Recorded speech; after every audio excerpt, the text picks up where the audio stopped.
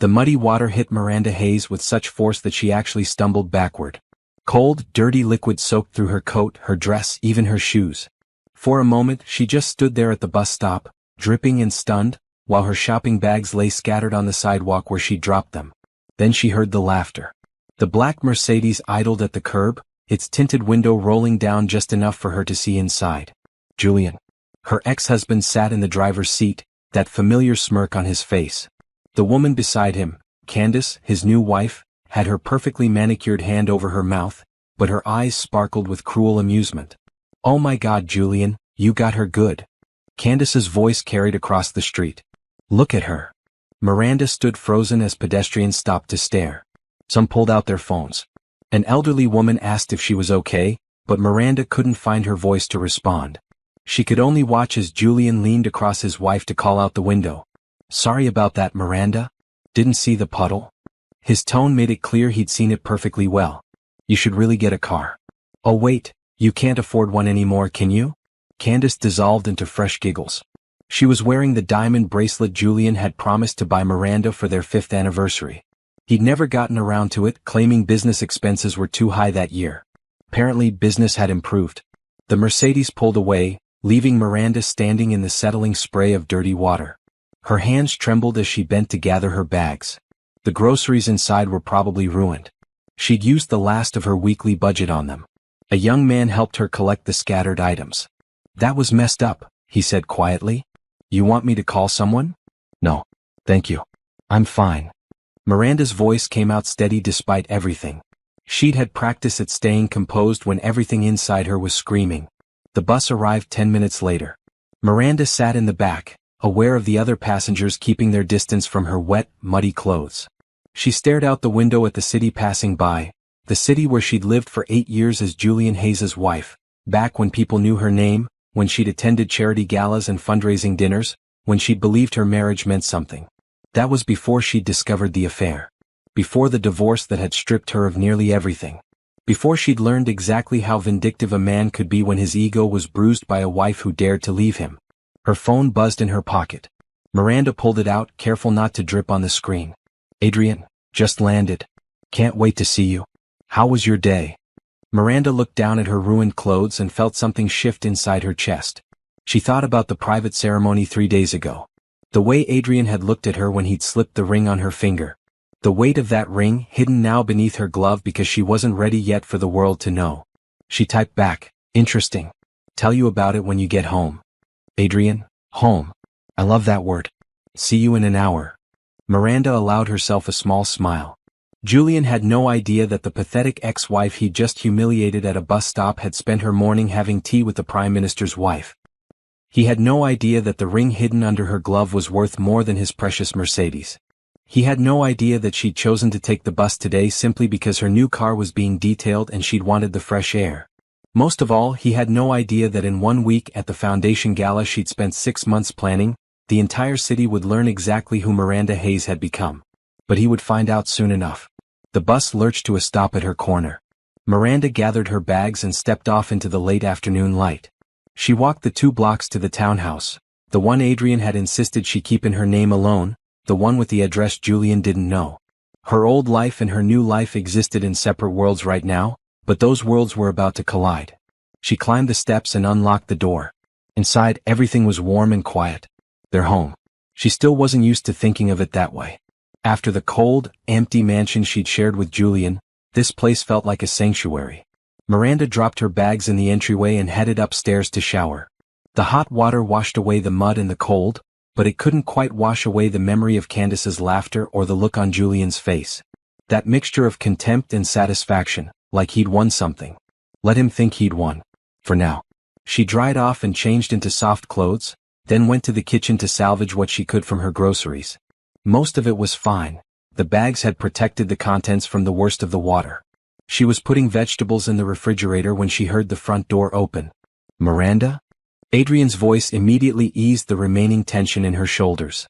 She turned as he appeared in the kitchen doorway, still in his suit from the conference, his tie loosened. He was tall and lean, with warm brown eyes that always seemed to actually see her, not through her or past her, but really see her. "Hey," she said softly. He crossed to her immediately, pulling her into his arms. Bad day. How did you know? You're making dinner at 4 in the afternoon. You only stress cook when something's wrong. He pulled back to study her face. What happened? Miranda hesitated. Part of her wanted to brush it off, to not let Julian's petty cruelty have any more space in her life. But Adrian had been clear from the start. They didn't keep things from each other. I ran into Julian today, she said finally. Literally. He splashed me with muddy water at the bus stop. On purpose. His wife thought it was hilarious. Adrian's jaw tightened. Where? Doesn't matter. It's done. Miranda? I'm fine. She put her hand on his chest.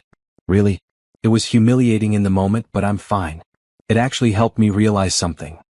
What's that? I'm done hiding. She met his eyes. Next week at the gala, I want everyone to know. About us. About everything. No more keeping it quiet. They'd agreed when they got married to wait a few months before making it public. Miranda had wanted time to establish her foundation on its own merits, without people thinking she was using Adrian's family name.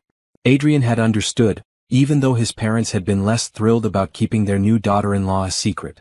Now Adrian studied her face carefully. You're sure? We don't have to rush this because of what happened today. I'm not rushing. I'm ready. Miranda smiled.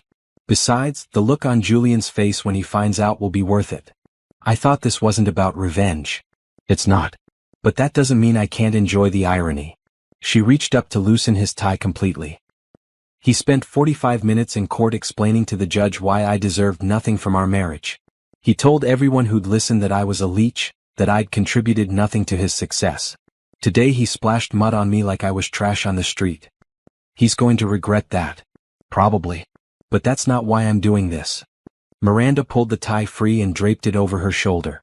I'm doing this because I'm proud of what we have. I'm proud of the work I've done. And I'm tired of living like I have something to hide when I don't. Adrian cupped her face in his hands. Have I mentioned that I love you? Not in the last 8 hours. Unacceptable. I love you. He kissed her forehead. I love you. Her nose. I love you. Her lips. Miranda melted into him, letting the last of the day's tension drain away. This was what Julian had never understood. Love wasn't about possession or control or proving something to the world. It was this. Simple moments in a kitchen on a Tuesday afternoon. Someone who saw you covered in mud and loved you anyway. Someone who gave you space to build your own dreams and celebrated every step forward. So next week, Adrian said when they finally broke apart. We tell everyone. Next week, Miranda confirmed. The foundation gala. Black tie. 500 guests. Every major donor, politician, and journalist in the city. Including Julian and Candace, who bought tickets before they knew I was involved. This is going to be quite an evening. Yes, Miranda agreed. Yes, it is. 3 months earlier, Miranda had been sitting in the hospital break room when Adrian first walked in. She'd been volunteering at City General for 2 months by then, helping in the children's ward during her afternoons. It was something she'd wanted to do during her marriage, but Julian had always dismissed it as a waste of time. Why would you work for free? He'd asked. It makes me look bad, like I can't provide for you. After the divorce, volunteering had been one of the first things she'd done with her freedom. The pay was nothing, because there was no pay, but the work fed something in her soul that had been starving for years.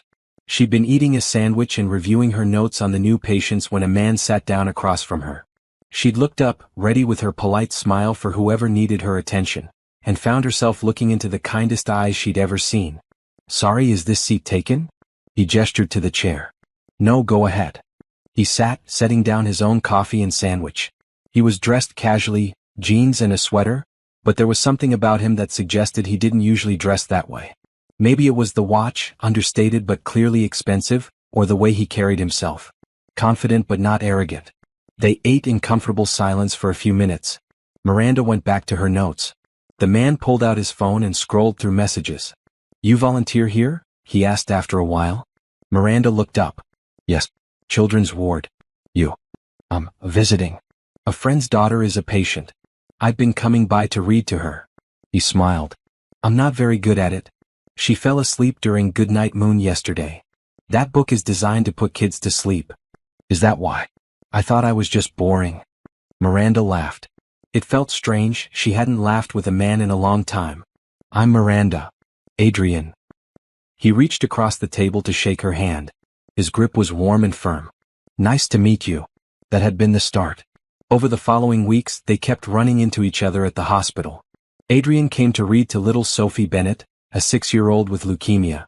Miranda often worked in Sophie's section. They'd grab coffee in the break room or walk through the hospital garden during breaks, talking about everything and nothing. Adrian never mentioned his family or what he did for work. Miranda got the impression he had money, his clothes were too nice, his education too obvious, but he didn't flash it around. He listened more than he talked. He asked real questions about her life and actually seemed interested in the answers. She didn't tell him about Julian at first.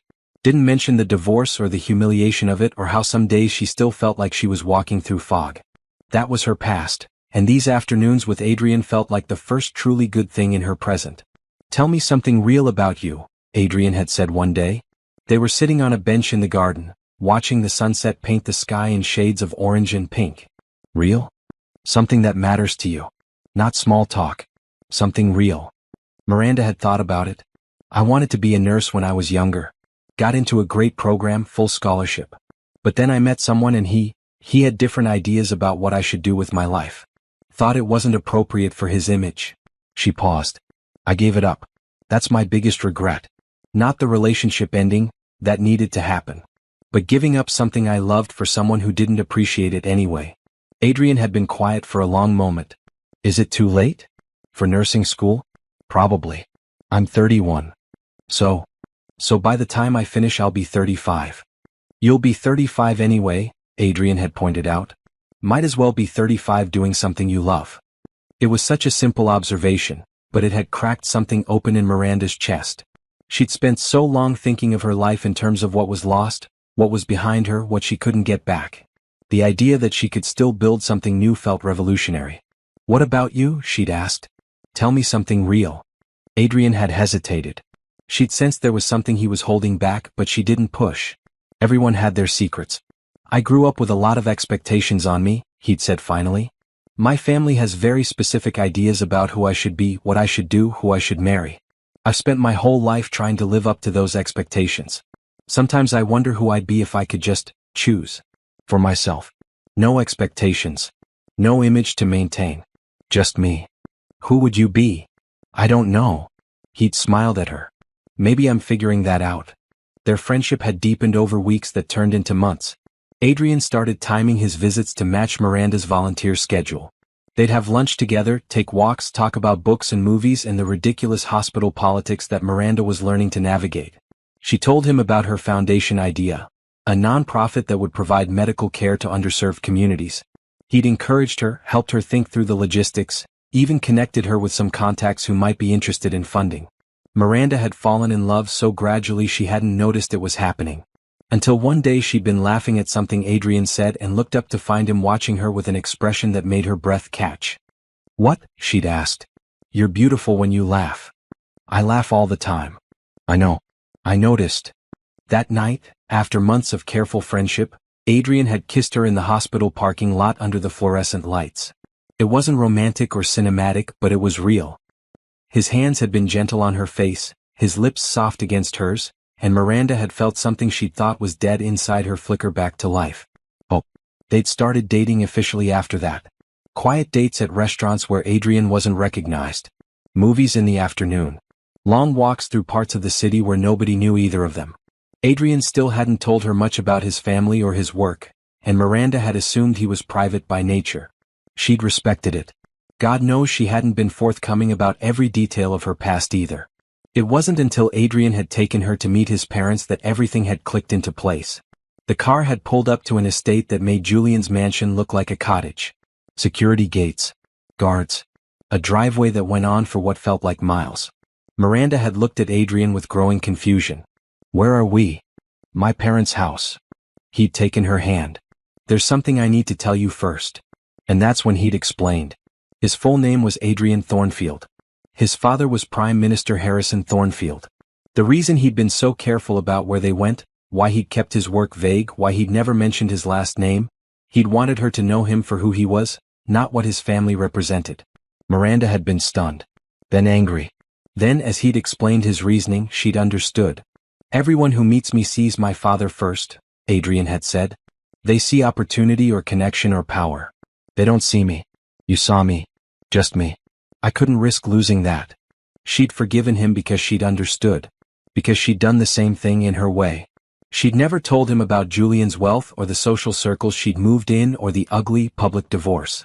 She'd let him know her as just Miranda. Just herself.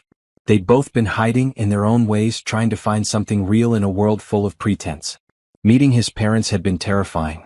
The Prime Minister was exactly as intimidating as expected. But his wife, Eleanor, had taken one look at Miranda and smiled. Finally, she'd said. Someone real. They'd dated for 2 more months. Adrian had been patient, never pushing, always checking that she was comfortable with how fast or slow things moved. After Julian's controlling nature, Adrian's respect for her autonomy had been intoxicating.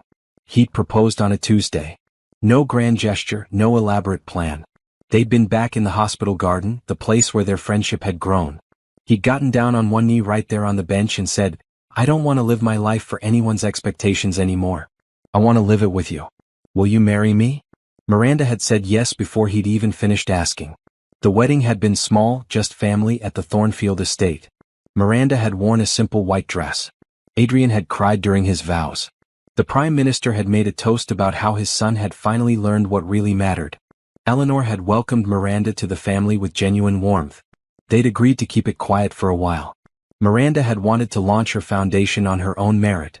Adrian had understood. His parents had been less enthusiastic but had agreed to respect their wishes.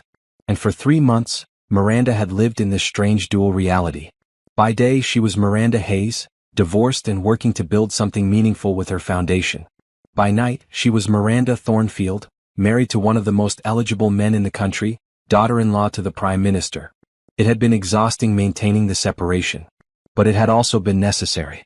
She'd needed to prove to herself that she could build something on her own, without riding anyone's coattails, without anyone dismissing her work as just another rich wife's hobby project. The foundation gala would change all of that. After next week everyone would know. The dual reality would collapse into one. Miranda wasn't sure if she was ready for that level of scrutiny, but she knew she was ready to stop hiding. Ready to stand beside Adrian publicly and claim the life they were building together. She'd worked too hard and come too far to keep living like her happiness was something to be ashamed of. 6 months before meeting Adrian, Miranda's life had collapsed in the space of a single afternoon. She'd found the hotel receipts in Julian's jacket pocket while checking for his dry cleaning ticket. At first she'd thought it was a mistake. Julian traveled for business all the time. Hotels were part of his routine. But these hotels were local. Same-day check-ins and check-outs. Always the same room number. Always charged to his personal credit card, not the business account. Miranda had stood in their bedroom, holding the receipts, feeling the floor tilt under her feet. She'd known intellectually that this moment could come. Julian had been distant for months. Cold. More critical than usual. Coming home later and later. But knowing something was possible and having proof in your hands were two different things. She'd hired a private investigator. 3 weeks later, he delivered his report with photos that made her physically ill. Julian and Candace, his secretary, entering hotel rooms together. Kissing in restaurant parking lots. His hand on her lower back in ways that weren't professional. 6 months of documented betrayal. Miranda had confronted Julian that night. She'd expected anger, maybe denial. What she'd gotten was so much worse. "Oh, you figured it out." Julian had actually seemed relieved. "Good. I'm tired of sneaking around anyway." "That's all you have to say? What do you want me to say? That I'm sorry?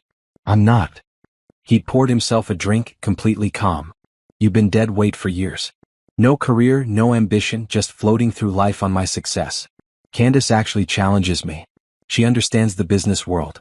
She's a partner, not a pet." The casual cruelty of it had stolen her breath. "I gave up nursing school for you. I never asked you to do that. You said it would be embarrassing for you if your wife had to work. And you chose to listen. That's not on me." Julian had taken a long drink. "Look, this doesn't have to be ugly. We'll get divorced quietly. I'll give you a reasonable settlement. You can move on with your life." But it had gotten ugly. So ugly. Julian's lawyers had been vicious. They'd painted Miranda as a gold digger who'd contributed nothing to the marriage. They'd argued that she deserved minimal support since she'd chosen not to work. They'd brought up every penny she'd spent during the marriage and framed it as evidence of her parasitic nature. Miranda's lawyer had been competent but outmatched. She'd been working with what she could afford, which wasn't much compared to Julian's legal team. The judge had ultimately sided with Julian on most points. She'd gotten a small settlement, enough to live on for maybe a year if she was careful, and none of the property. The house, the cars, the vacation home she'd loved, all Julian's. Apparently, everything purchased during the marriage was his because he'd been the one earning the money. The social fallout had been just as bad. Their friends, she'd thought they were their friends, had chosen Julian. The charity boards she'd served on had quietly stopped calling. Invitations had dried up. People she'd known for years suddenly didn't have time for lunch. She'd moved into a small apartment in a part of the city where nobody knew her. She'd gotten a job as a receptionist at a medical clinic, the only place that would hire someone whose last real work experience was over 8 years ago. She'd volunteered at the hospital because it made her feel useful, like she was contributing something to the world even if Julian thought she'd never contributed anything to their marriage. Those first months after the divorce had been the darkest of her life. She'd wake up at 3 in the morning, unable to breathe, wondering how she'd ended up here. How had she let someone else define her so completely that when they left, she barely knew who she was? She'd considered calling her parents, but they'd passed away years ago. No siblings. The friends she'd had before Julian were long gone, lost to years of prioritizing his schedule over her own relationships. She'd been completely alone. Some days the loneliness had been physical. An actual weight pressing on her chest. Other days it had been freeing. Nobody to answer to. Nobody criticizing her choices or telling her she was wasting her potential by reading to sick kids. Nobody making her feel small. She'd started rebuilding herself piece by piece. The receptionist job had led to a connection with a doctor who'd been impressed by her work ethic. He'd encouraged her to think about going back to school. She'd started researching programs, making plans, imagining a future that looked nothing like her past. The foundation idea had come from Dr. Patterson, the doctor who'd mentored her. He talked about how many people in underserved communities had no access to basic medical care. How preventable diseases went untreated because people couldn't afford to see a doctor. How the system was failing the people who needed it most. Someone should do something about that, Miranda had said. Why not you? Dr. Patterson had asked. It had seemed impossible at first. She had no money, no connections, no experience running a nonprofit. But she'd started researching anyway. Learning about grants and fundraising in nonprofit structures. She'd written a business plan on legal pads during her lunch breaks. She'd reached out to everyone she could think of who might have advice or resources.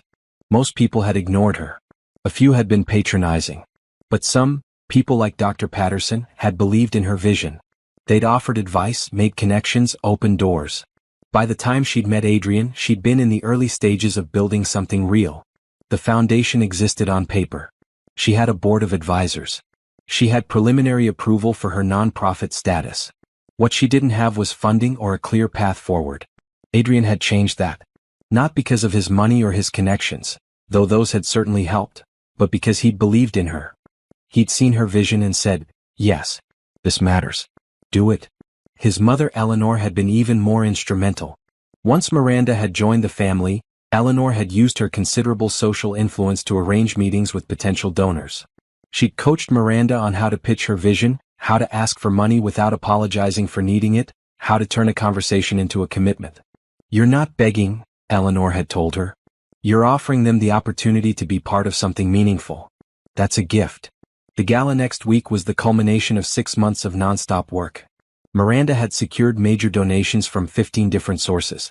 She had programs ready to launch in 3 different neighborhoods. She had staff hired and facilities leased. Her foundation was real, funded, and ready to change lives. None of it would have happened if Julian hadn't thrown her away like she was nothing. Some nights, Miranda lay awake wondering if she should feel grateful to him for that. If being destroyed had been necessary for her to rebuild herself into someone stronger. But mostly she just felt angry. Angry that it had taken losing everything to find herself. Angry that she'd wasted 8 years on a man who'd never valued her. Angry that he'd gotten to walk away unscathed while she'd had to claw her way back to dignity. The anger was useful though. It kept her focused. It reminded her why she could never go back, no matter what Julian might say or do now that she was rebuilding her life. Some doors once closed needed to stay that way. Next week, when Julian saw her at the gala, when he realized what she'd built and who she'd become, she wanted him to feel something approximating what she'd felt. Not the devastation, she wouldn't wish that on anyone. But the realization that he'd thrown away something valuable. that he'd been wrong about her worth. That would be enough.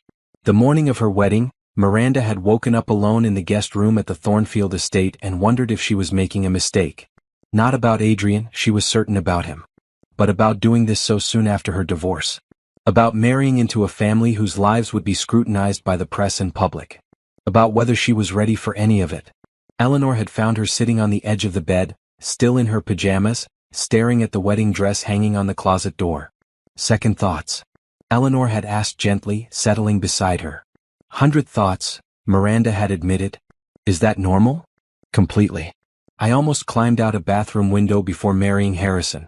Miranda had laughed despite her nerves. You did not. I absolutely did. Got one leg out before my sister found me and dragged me back. Eleanor had taken Miranda's hand. Marriage is terrifying. You're trusting someone with your whole heart and hoping they don't break it. After what you've been through, I'd be concerned if you weren't scared. What if I'm not ready? Are you in love with my son? Yes. Does he make you feel safe and valued and seen? Every day. Then you're ready. Eleanor had squeezed her hand. The rest is just details we'll figure out as we go. The ceremony had been scheduled for 2 in the afternoon. Just family as promised. Adrian's parents, his younger sister Caroline, and a handful of close relatives. The officiant was an old family friend, a judge who'd known Adrian since he was born. Miranda had done her own makeup, her hands shaking slightly as she'd applied mascara. The dress was simple, white lace with a fitted bodice and flowing skirt. Nothing like the elaborate gown she'd worn when she'd married Julian, with its cathedral train and thousands of crystals. That dress had been about making a statement. This one was about getting married. Caroline had helped her with her hair, pinning it up loosely with a few curls framing her face. You look beautiful, Caroline had said. Adrian's going to lose it when he sees you. He's seen me before. Not like this. Not as his bride. Caroline had grinned. I've never seen my brother like this, you know. He's always been so controlled. So careful. You've completely wrecked him in the best way. The ceremony had taken place in the estate's garden. White chairs set up in neat rows. Flowers everywhere, roses and peonies and something purple Miranda couldn't name. String quartet playing softly. It was beautiful in an understated way that felt right for them. Prime Minister Thornfield had walked her down the aisle. Miranda's father was gone, and there was no one else she wanted for that role. Harrison had offered and she'd accepted gratefully. You're good for him, Harrison had murmured as they'd walked. He's been sleepwalking through life. You woke him up. I think he woke me up too. Then you're lucky. Most people never find that. Adrian had been waiting at the end of the aisle in a perfectly tailored suit, and the look on his face when he'd seen her had made every doubt evaporate. He'd watched her approach with tears already streaming down his face, not even trying to hide his emotion. When she'd reached him he'd whispered, Hi. Hi yourself. The ceremony had been short. Traditional vows that they'd both stumbled over slightly, too emotional to speak clearly. Adrian had slipped the ring on her finger with shaking hands. She'd done the same for him. The judge had pronounced them married, and Adrian had kissed her while their small group of family had cheered. That was it. Simple. Private. Perfect. The reception had been dinner in the estate's formal dining room. The table had been set with china that probably cost more than Miranda's entire apartment. The food had been incredible, course after course prepared by the family's chef. Wine had flowed freely. Toasts had been made. Prime Minister Thornfield had stood with his glass raised. My son has always made me proud, but never more than today. He's found someone who sees him for who he truly is, not for what he represents. That's a rare gift. Miranda, welcome to our family. We're better for having you. Eleanor had cried through her entire toast. I prayed for this. For Adrian to find someone real. Someone strong. Someone who would challenge him and support him and love him exactly as he is. Miranda, you're the answer to years of prayers. Take care of my boy. Caroline had been more irreverent. Thank God Adrian's finally married. Now maybe Mom will stop bothering me about settling down. Miranda, you've done me a huge favor. Welcome to the family and sorry in advance for all the chaos. Adrian had pulled Miranda onto the dance floor after dinner. They'd swayed together while the quartet played, surrounded by family and warmth and acceptance. Nothing like her first wedding, where hundreds of guests had attended and she'd barely spoken to half of them. This was intimate. Real. No regrets. Adrian had asked, his lips close to her ear. Not one. You. Only that I didn't meet you sooner. They'd spent their wedding night at the estate. Adrian had carried her over the threshold of his childhood bedroom, and they'd both collapsed onto the bed laughing at the absurdity of consummating their marriage in a room with his high school soccer trophies on the shelf. Later, wrapped in each other's arms, Miranda had felt a peace she hadn't experienced in years. Maybe ever. This wasn't the desperate, grasping feeling she'd had with Julian, always trying to be enough, always falling short. This was something solid. Something that felt like it could weather storms because it was built on honesty and respect and genuine love. I want to tell everyone, Adrian had said into the darkness, about us. I want to take out a billboard. A billboard? Adrian Thornfield married the most amazing woman in the world. Everyone else can go home. Miranda had laughed. That's a terrible billboard.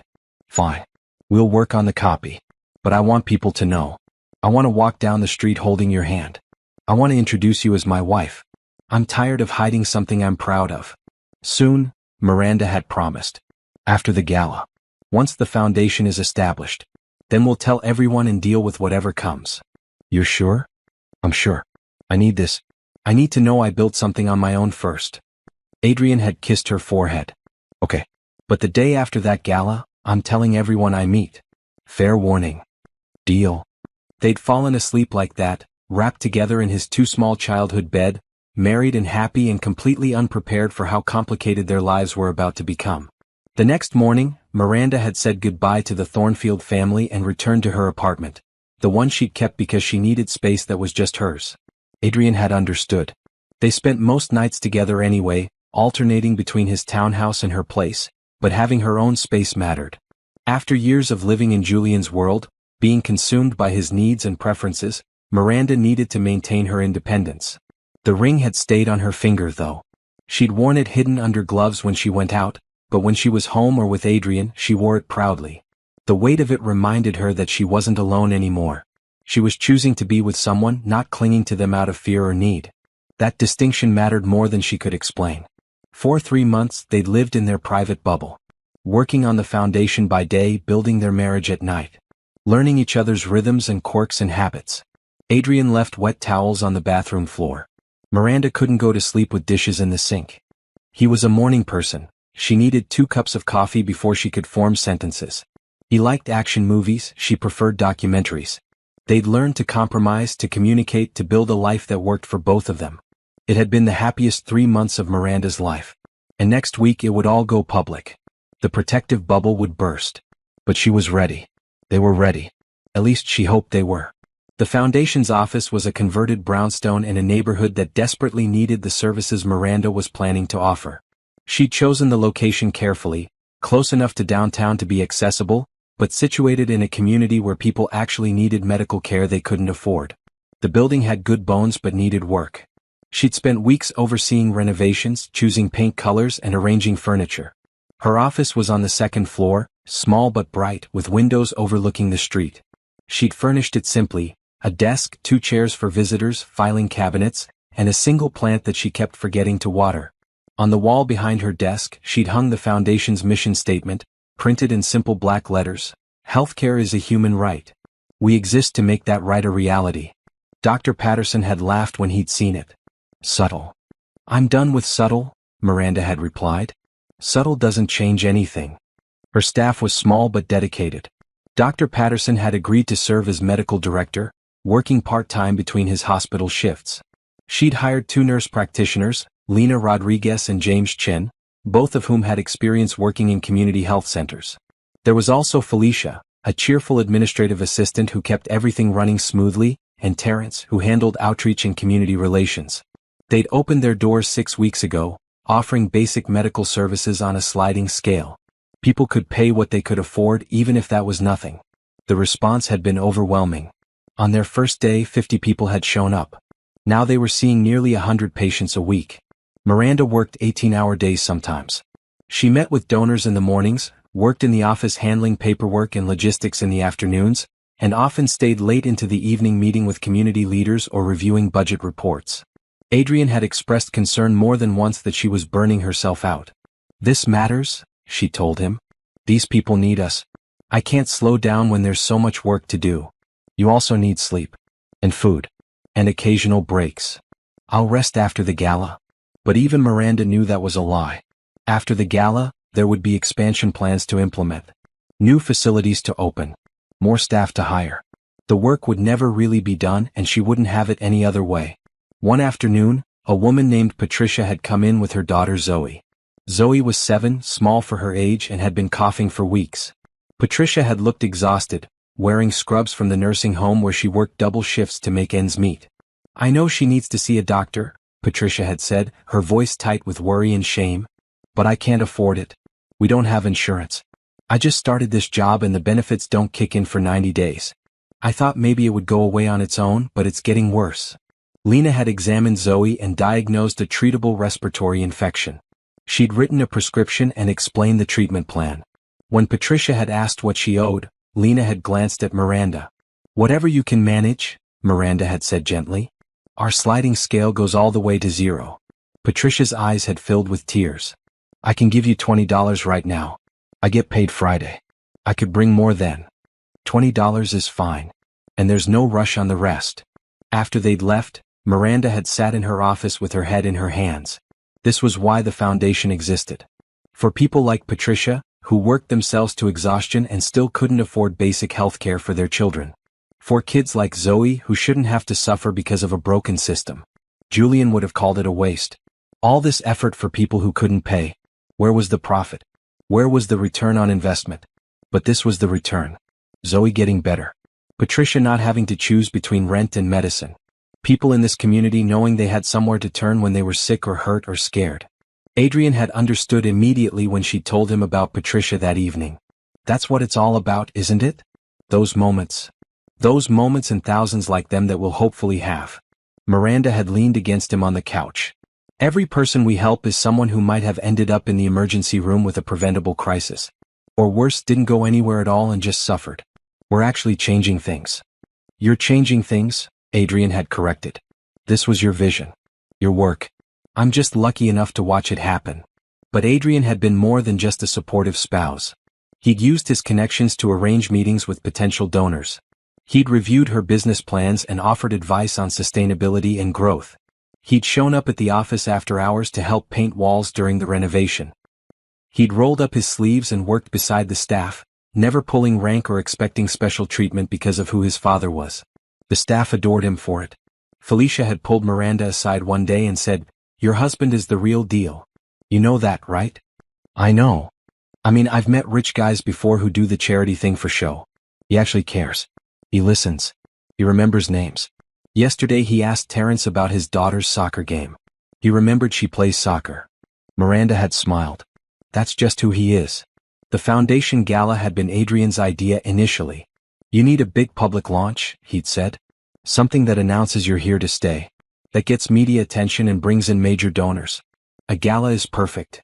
Miranda had been hesitant. Galas were Julian's world. Formal events where rich people paid enormous amounts of money to feel good about themselves while actually contributing relatively little to the causes they supposedly supported. But Adrian had convinced her this would be different. You control the narrative. You decide what gets emphasized. We're not just throwing a party. We're making a statement about what matters and giving people a chance to be part of it. She'd spent months planning every detail. The venue was the Grand Ballroom at the Riverside Hotel, elegant but not ostentatious. The menu was sourced from local businesses whenever possible, with a portion of proceeds going to a food bank. The entertainment was a jazz quartet from a community arts program. Everything about the event was designed to reflect the foundation's values. Tickets had sold quickly. At $500 a plate, it wasn't cheap, but it wasn't outrageously expensive either. The goal was to make it accessible enough that regular people who believed in the cause could attend, while still raising significant funds. Julian and Candace had bought their tickets in the first week. Miranda had seen their names on the list and felt her stomach drop. But Felicia had been thrilled. "Your ex is coming? Oh, this is going to be good." "Why is that good?" "Because he's going to walk in expecting the same scared woman he divorced, and instead he's going to find you running the show. That's called poetic justice, honey." Miranda hadn't thought of it that way. She'd been too busy worrying about the awkwardness, the possibility of confrontation, the questions people might ask about why her ex-husband was attending her event. But Felicia was right. This was her territory now. Her event. Her achievement. Julian was just another guest in the audience. Let him come. Let him see what she'd built without him. Better yet, Let him see what she'd built in spite of him. The week before the gala, Miranda had barely slept. There were a million last-minute details to handle. Seating arrangements to finalize. Speeches to rehearse. Donor packets to assemble. She'd practically lived at the office, surviving on coffee and the sandwiches Adrian insisted on bringing her. "You need to eat real food," he'd said, unpacking containers from their favorite deli. "I ate real food this morning. Coffee isn't food. It is if you believe hard enough." He'd sat down across from her desk and waited until she stopped typing and looked at him. "You're ready, you know. Everything's in place. The gala is going to be perfect. You don't know that." "I do. Because you've checked every detail 17 times. Because you care more about this succeeding than anything else. Because you're brilliant at this." He'd taken her hand. "And because next week, when we tell everyone we're married, I want you to enjoy the look on your ex-husband's face instead of worrying about whether the caterers showed up on time." Miranda had laughed despite her stress.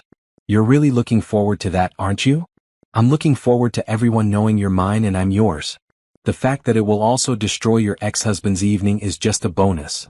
She'd squeezed his hand. "Thank you." "For what?" "For believing in this. For believing in me. For not needing me to be anything other than what I am." "That's the easy part," Adrian had said. "What you are is already everything." While Miranda had been building her foundation, Julian's world had been quietly falling apart. She didn't know this yet. Their lives had diverged completely after the divorce, and she'd made a point of not keeping tabs on him. But the collapse had started months ago, gathering momentum in ways Julian either couldn't see or refused to acknowledge.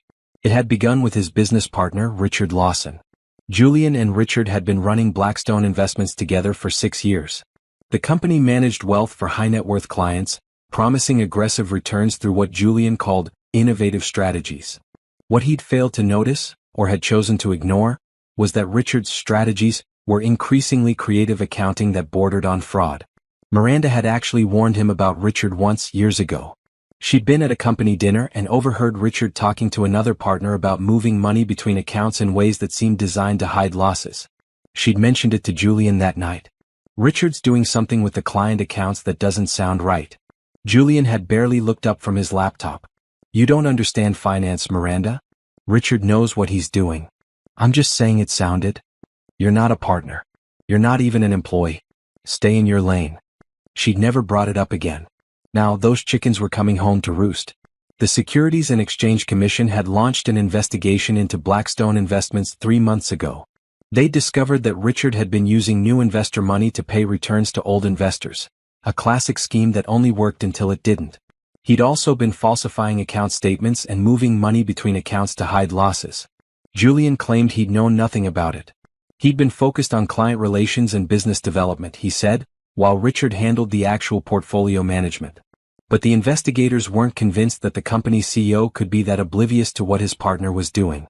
Even if Julian wasn't criminally liable, the civil penalties would be devastating. The company was finished. Clients were suing. Assets were frozen. The mansion Julian had fought so hard to keep in the divorce was mortgaged to the hilt, and he couldn't make the payments with his income stream dried up. Then there was Candace. His new wife had proven to be expensive in ways Julian hadn't anticipated. She'd wanted a new wardrobe befitting her position as Mrs. Hayes, a luxury car to replace her practical sedan, a membership at the country club, regular spa days, designer handbags, first-class vacations. Julian had provided all of it, wanting to prove that upgrading from Miranda to Candace had been the right call. Look at what he could offer a woman who appreciated success. Look at what he was capable of when he had a real partner instead of dead weight. But now the money was gone and Candace was noticing. The credit cards were maxed out. The country club membership had lapsed. Her last 2 paychecks from work had gone toward household expenses because Julian's accounts were frozen pending the investigation. She'd started complaining.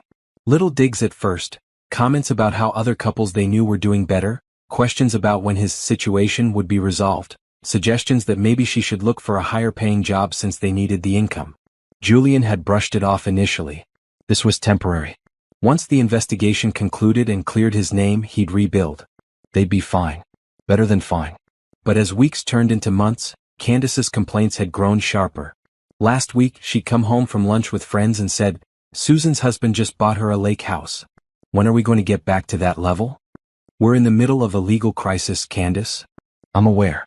I'm just wondering when it's going to end. This isn't what I signed up for. What you signed up for? We've been married for 6 months. Exactly. 6 months of living in limbo while you figure out this mess with Richard. I gave up my career to be your wife. Julian had wanted to point out that she'd still been working as his secretary when they'd gotten married, and that he'd actually encouraged her to keep her job once they realized how bad their financial situation was. But he'd bitten his tongue. Fighting with Candace wouldn't help anything. The truth was he'd been thinking about Miranda a lot lately. More than he should. He'd see something and think about how she would have reacted. He'd come home to the dark, empty mansion. Candace was always out with friends now, and remember how Miranda used to have dinner ready, how the house had felt warm and lived in. He'd remember how Miranda had supported him through the early years of building his business. How she'd never complained about the long hours or the stress. How she'd believed in him even when things were tight. He'd thrown her away like she was nothing. Convinced himself he needed someone more dynamic, more ambitious, more exciting. And what had that gotten him? A wife who was clearly looking for an exit strategy now that the money had dried up. A business in ruins. A reputation destroyed.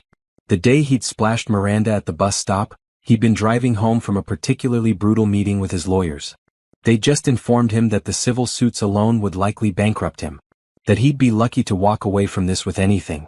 That he should start thinking about what kind of employment he could realistically find once this was all over, because managing other people's money was probably off the table.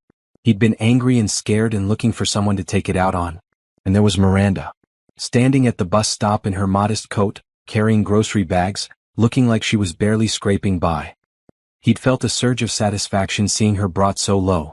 At least someone had it worse than him. Candace had egged him on, delighted by the cruelty of it. She'd always resented Miranda in an abstract way, even though they'd never actually known each other during the marriage. Miranda represented what Candace had wanted, to be Julian's wife when he was successful. Now Candace was his wife during his downfall, and the irony wasn't lost on her. Julian had driven home feeling momentarily better. Like he'd won something. But the feeling had faded quickly, replaced by a gnawing sense that he'd just done something he couldn't take back. Not that splashing his ex-wife was the worst thing he'd done to her. But it was so petty. So small. So beneath him. Or at least beneath who he'd thought he was. Now, standing in his study looking at bills he couldn't pay and legal notices he couldn't ignore, Julian wondered when exactly his life had gone off the rails. Had it been when he'd started the affair with Candace? When he'd ignored Miranda's warning about Richard? When he'd convinced himself that success meant constantly trading up, including in his personal life? He heard Candace's car in the driveway. She'd been gone since noon, out with friends again. She came in through the garage, her high heels clicking on the marble floor. "Julian? Are you home?" In the study. She appeared in the doorway, designer bags in hand. His stomach sank. "I thought we agreed you were going to cut back on shopping. I needed a new dress. We're going to that foundation gala next week, remember? I can't show up in something old. Candace, we can't afford. It's already bought. And before you start, it was on sale. Besides, we need to look successful. You said yourself that reputation matters. People are watching to see if you're going to bounce back or collapse." Julian wanted to argue that people would be more impressed if he paid his bills than if his wife wore a new dress, but he didn't have the energy. Fine. Whatever. Candace studied him with narrowed eyes. "What's wrong now? Besides everything? You've been so negative lately. It's exhausting. My business is being investigated for fraud. I'm probably going to lose everything. I'm sorry if that's exhausting for you. See? That attitude. That's what I mean." Candace set her bags down with more force than necessary. "I'm trying to be supportive, but you make it so hard. Maybe if you took some responsibility instead of playing the victim?" "I am taking responsibility. I'm dealing with lawyers and investigators and lawsuits. While I'm stuck here waiting for you to fix it. Do you know what it's like for me? Having my friends ask why we don't go out anymore? Why we can't join them at the club? Having to make excuses for why my husband's life is falling apart." Julian stared at her. This was the woman he'd left Miranda for. This was the partner he'd thought would understand the business world and support his ambitions. She was already looking for the door 6 months in, the moment things got difficult. "If this is too much for you," he said carefully, "you're free to leave." Candace's expression hardened. "Don't tempt me." She grabbed her bags and left. Julian heard her heels on the stairs, then the bedroom door slamming. He turned back to the window. Somewhere out there, Miranda was living her life. The life she'd built after he'd destroyed their marriage. He wondered if she was happy. He wondered if she ever thought about him. Probably not. Why would she? He'd made it very clear what he thought of her. He'd taken everything from her and kicked her to the curb. He'd literally splashed mud on her last week. No, Miranda had probably moved on completely. Forgotten about him. Built something better without him. The thought should have made him angry, but instead it just made him tired. Next week's gala was for some medical foundation. Candace had insisted on going, excited about the chance to dress up and be seen. Julian had agreed because it was easier than fighting. He hadn't even looked at what foundation it was or who was running it.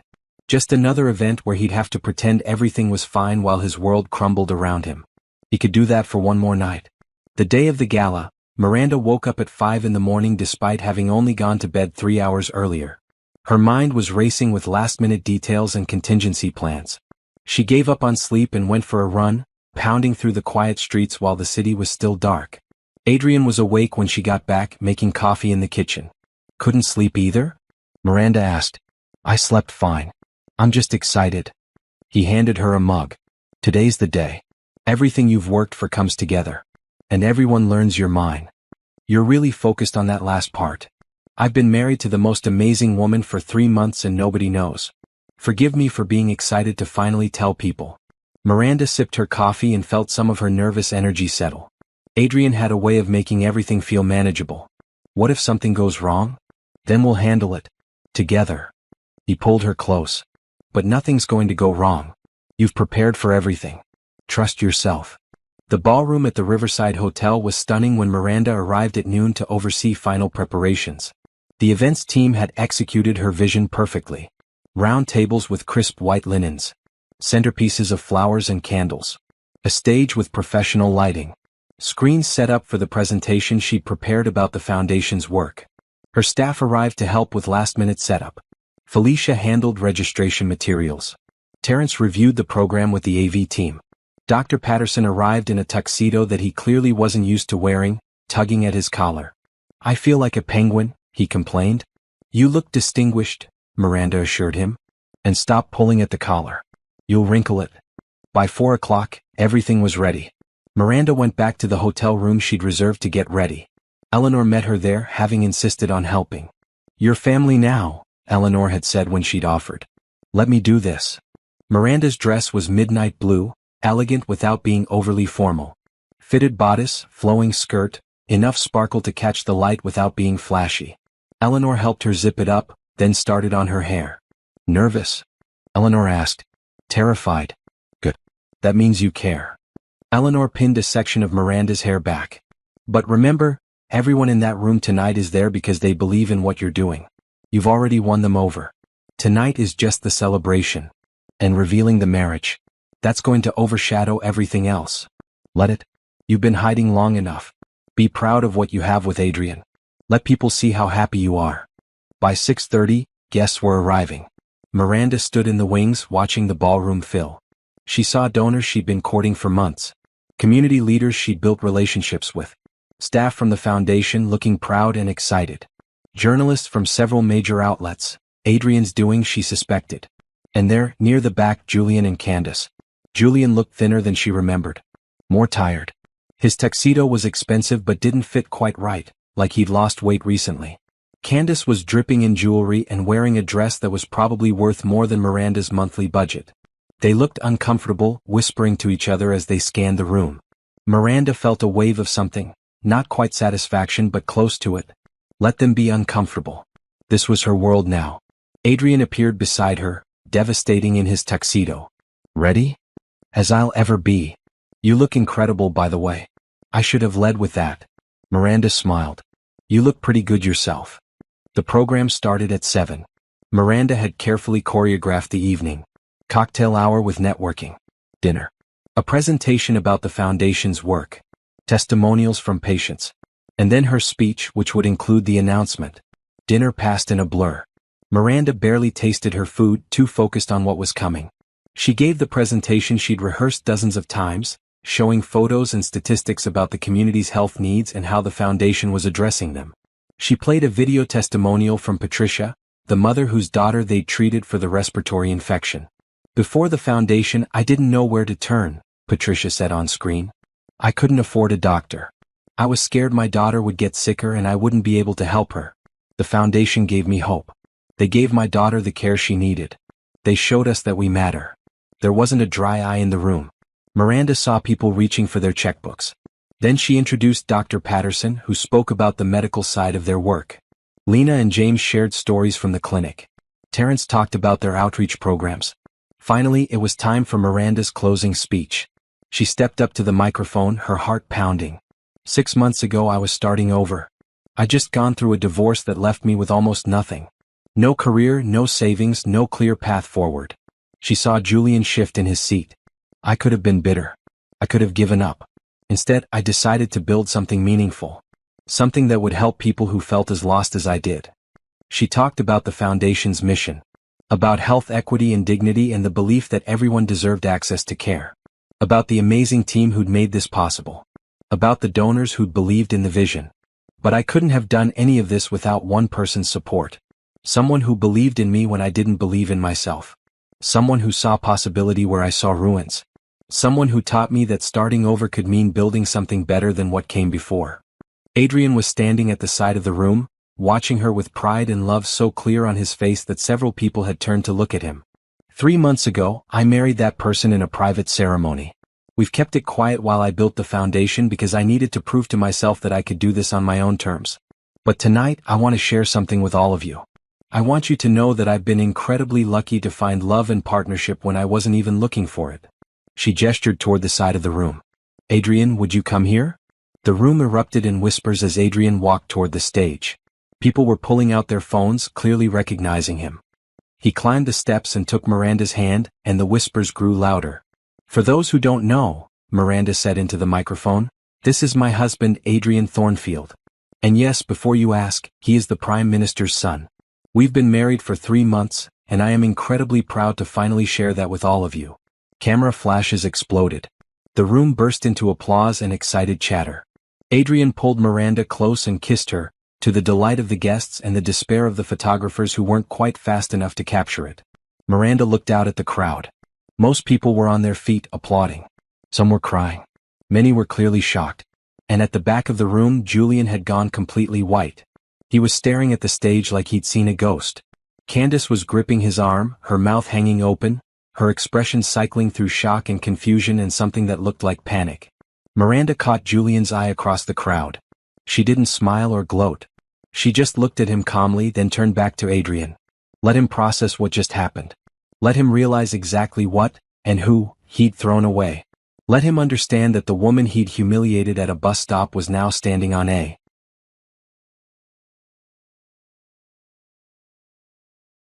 stage as the founder of a successful nonprofit and the wife of one of the most powerful young men in the country. That was revenge enough. The applause seemed to go on forever. Miranda stood on the stage with Adrian's arm around her, watching the room celebrate their news.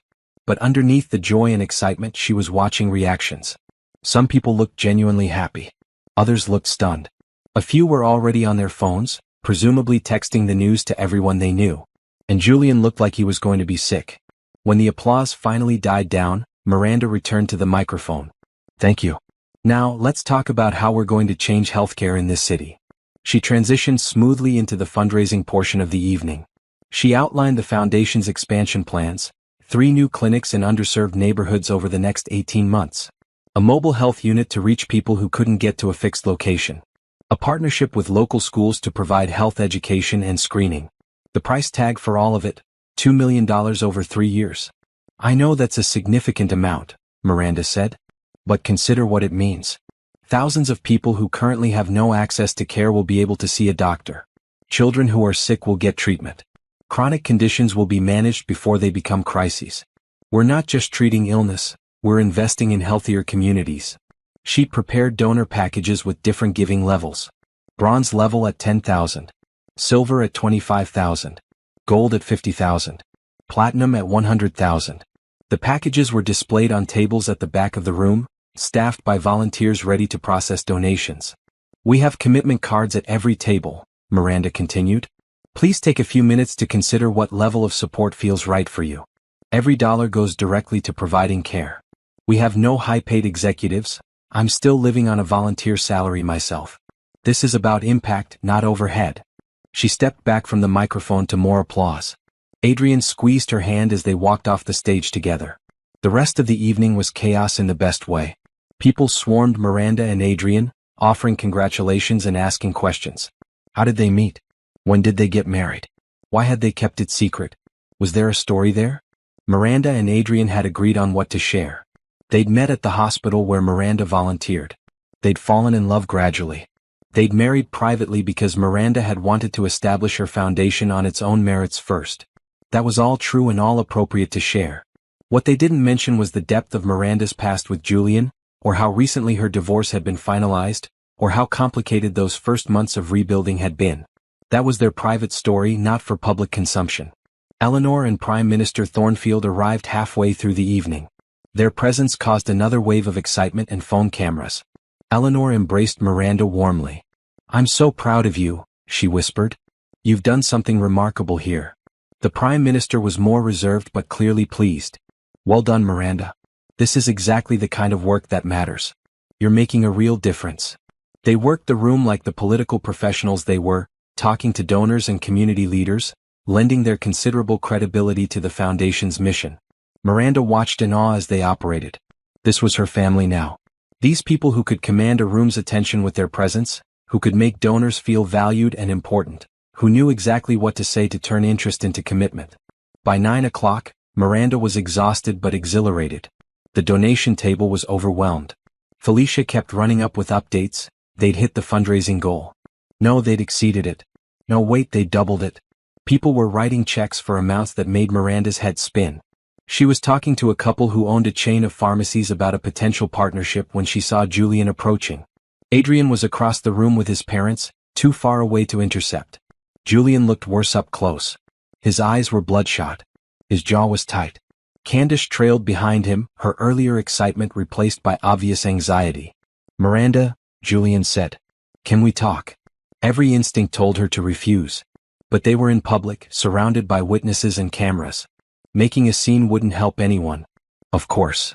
Miranda kept her voice polite but cool. "Julian, Candace, thank you for coming tonight. You married Adrian Thornfield." Julian said it like an accusation. "The Prime Minister's son." "I did." "When?" 3 months ago." She watched him do the math. 3 months meant right around the time he'd splashed her at the bus stop. Maybe before. Probably before.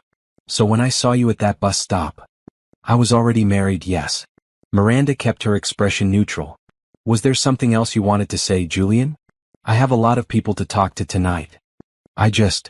He ran his hand through his hair. "I had no idea. You were taking the bus. You looked like you were barely getting by. You thought I was as pathetic as you tried to make me? That the divorce had broken me? That you'd won?" Miranda's voice was quiet but firm. "You were wrong." Candace grabbed Julian's arm. "We should go." "I didn't know," Julian said again. He looked almost desperate. "Miranda, I'm sorry. For everything. The divorce, the things I said last week at the bus stop." "Stop." Miranda held up her hand. "I don't need your apology. I don't need anything from you. I did need those things once. I needed you to see my value, to treat me with respect, to be the partner you promised to be. But I don't need that anymore. I found someone who gives me all of that without me having to beg for it. I made a mistake." "You did. Several of them. But they're not my problem anymore." Miranda glanced at Candace, who was staring at the floor. "I hope you've both found what you're looking for. Now if you'll excuse me, I have a gala to run." She turned and walked away, her head high. She felt Julian's eyes on her back but didn't look around. Adrian appeared at her side moments later. "You okay?" "I'm perfect." And she meant it. Talking to Julian hadn't hurt the way she'd thought it might. She'd felt nothing but a distant sort of pity for the man who'd tried so hard to diminish her. "Good." Adrian kissed her temple. "Because there are about 6 journalists who want to interview you. Are you up for it?" "Absolutely." The interviews were actually fun. The journalists wanted to know about the foundation, about her plans for expansion, about how she'd gone from volunteer to founder. They asked about Adrian too, but in the context of how they'd met and what he thought about her work. The focus stayed on the foundation, which was exactly what Miranda had hoped for. One journalist from the City Times asked, "Do you have any message for other people who are trying to rebuild their lives after a setback?" Miranda thought carefully. I think we all have moments where we feel like we've lost everything. Like there's no path forward. But endings can also be beginnings if we let them. The worst thing that ever happened to me freed me to build something I never would have attempted otherwise. So my message is, don't let anyone else define your worth. Not a former spouse, not a boss, not society. You get to decide what your life means. And it's never too late to start over. The journalist smiled. That's beautiful. Thank you. By 11 the gala was winding down. The donors had left, the journalists had their stories, and the staff was beginning cleanup. Miranda's feet ached from her heels and her face hurt from smiling, but she felt lighter than she had in years. Adrian found her sitting at one of the empty tables, shoes off, just watching the cleanup crew work. Successful evening? He asked. Beyond successful. We raised over $4 million. $4 million. Adrian whistled. That's incredible. I know. We can do everything I planned and more. We can hire additional staff. We can fast-track the mobile unit. We can actually make the kind of impact I'd only dreamed about. You did this. Adrian sat beside her. Not me, not my family, not anyone else. You built this from nothing and convinced a room full of strangers to believe in your vision. That's all you. Miranda leaned against him. Can we just sit here for a minute? Before we go home and deal with what comes next. We can sit here as long as you want. They sat in comfortable silence, watching the ballroom return to normal. Tomorrow the news would be everywhere. There would be follow-up interviews and phone calls and probably some criticism from people who thought she'd used Adrian's name for her own gain. There would be complicated logistics to figure out as she navigated being both a non-profit founder and the Prime Minister's daughter-in-law. But tonight, she just wanted to sit with her husband and appreciate what they'd built together. A real partnership. A real marriage. A real life that was theirs and no one else's. By the way, Adrian said eventually, my mother wants to host a proper reception for us. Now that the secret's out. She's already talking about guest lists and venues. Of course she is. We can say no if you want. Miranda thought about it. A big reception would mean more attention, more scrutiny, more time in the spotlight. But it would also mean celebrating with their full community. Introducing Adrian's world to her world. Building bridges between her new life and his. Let's do it, she said. But nothing ostentatious. I want it to feel like us, not like a political event. Deal. Adrian pulled her closer. Ready to go home? More than ready. They gathered their things and headed for the exit. As they passed through the lobby, Miranda saw her reflection in the mirrored wall. She looked tired but happy. Successful. Confident. Nothing like the broken woman who'd stood at that bus stop just a week ago letting muddy water drip down her coat. That woman was gone. In her place was someone stronger. Someone who'd survived the worst and built something beautiful from the wreckage. She caught Adrian's eye in the reflection and smiled. He smiled back, and Miranda felt a surge of gratitude for the strange path that had led her here. Sometimes losing everything was the only way to find out what you were really made of. The morning after the gala, Miranda woke to her phone vibrating non-stop. She groaned and reached for it, squinting at the screen. 53 notifications. Texts, emails, calls. Social media was exploding. Adrian, she mumbled, poking him. Wake up. We're famous. We were already famous. I'm the Prime Minister's son, remember? You were famous. Now I'm famous too. It's very disconcerting. Miranda scrolled through her phone. The news was everywhere. Every major outlet had run the story, some version of mystery woman who married Prime Minister's son revealed, or healthcare advocate Cinderella story. Most of the coverage was positive, focusing on the foundation and Miranda's mission. But there were also gossip pieces speculating about her past, why they'd kept the marriage secret, and whether she'd been with Adrian while still married to someone else. That last one made Miranda's stomach turn. They're trying to make it seem like I had an affair. Adrian looked over her shoulder at the article. That's garbage.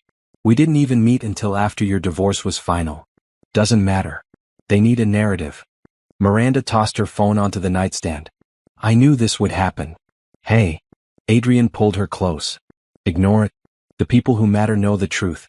Let the gossips gossip. They'll move on to someone else in a week. He was right mostly. Most of the coverage was positive. The foundation was getting unprecedented attention. Donations were still coming in through the website. By noon, Felicia had called 3 times to report that they'd had to shut down the donation portal temporarily because the traffic was crashing the server. This is a good problem, Felicia said on the 3rd call. But I'm going to need to hire someone just to handle the media requests. We've had 17 interview requests this morning alone. Hire whoever you need, Miranda said. Use the discretionary fund if you have to. By evening, the initial frenzy had calmed slightly.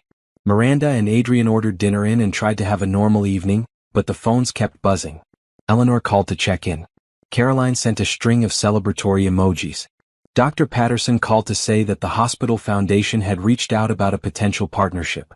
This is going to change everything, he said, excitement clear in his voice. We can do things we never thought possible. Miranda felt the weight of it all settling on her shoulders. The expectations, the scrutiny, the responsibility of having so many resources and so many people watching to see what she did with them. You're spiraling, Adrian observed from the couch. I'm not spiraling. You're definitely spiraling. You get this little crease between your eyebrows when you're overthinking. He patted the space beside him. Come here. Miranda sat and Adrian pulled her against him. What's going on in that head? What if I mess this up? What if I can't handle the pressure? What if people start digging into my past and then we deal with it together? Stop trying to carry everything alone. I'm not used to having help.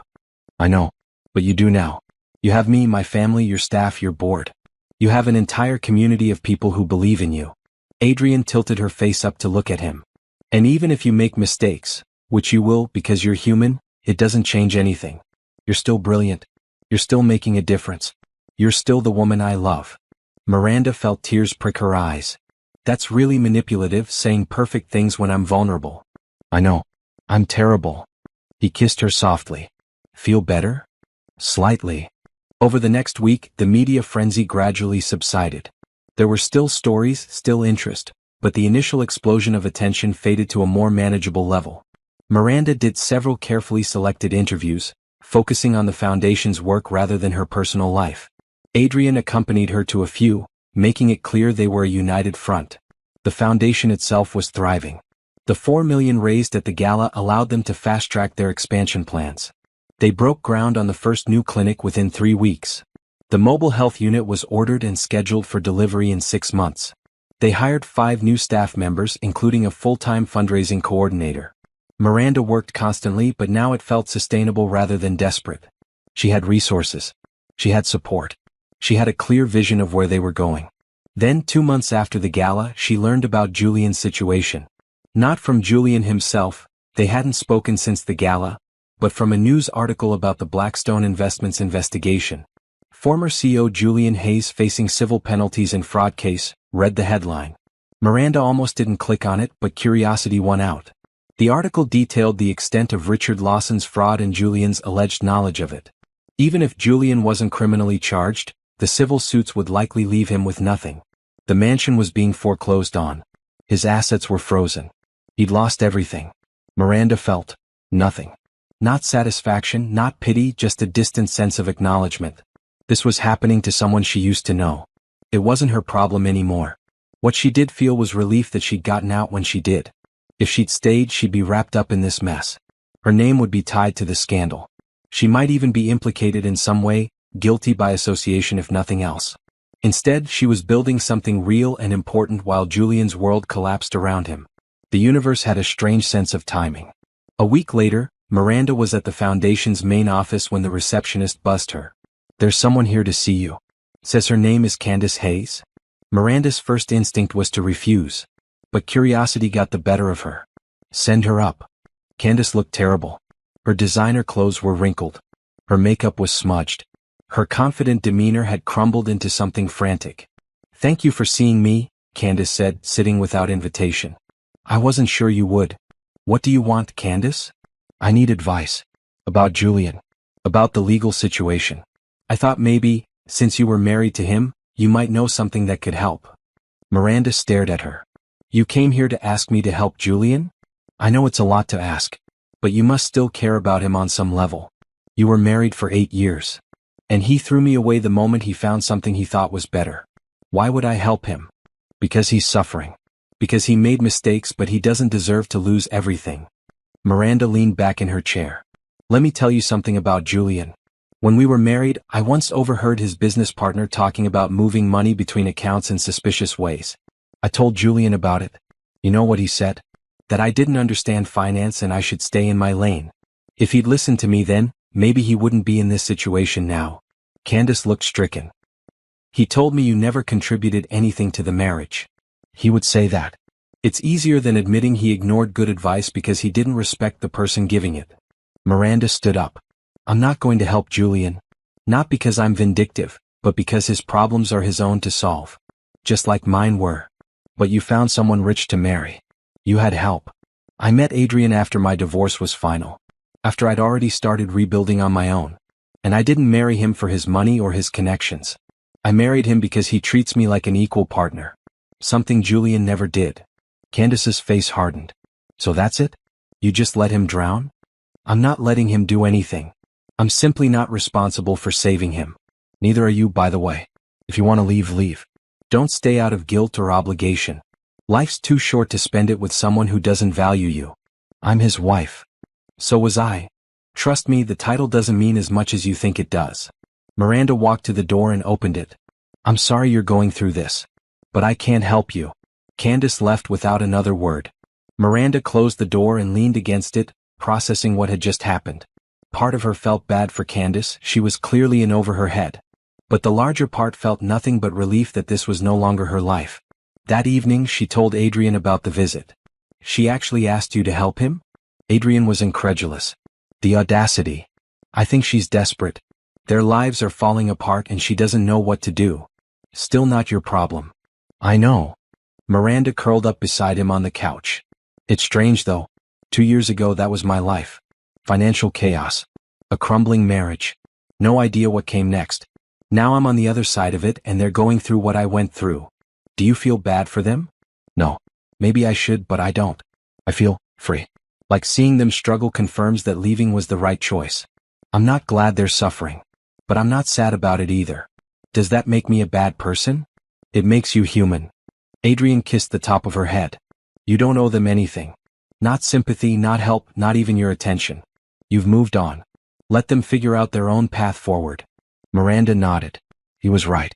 She'd spent too much of her life taking care of Julian's emotional needs, making excuses for his behavior, trying to be enough for someone who would never see her value. She wasn't going to fall back into that pattern now, even from a distance. 3 months after the gala, Miranda received a letter. No return address, but she recognized Julian's handwriting on the envelope. She almost threw it away without reading it, but something made her open it. The letter was short. Miranda, I don't expect you to respond to this. I just needed to say some things I should have said a long time ago. You were right. About Richard, about the business practices, about everything you tried to warn me about.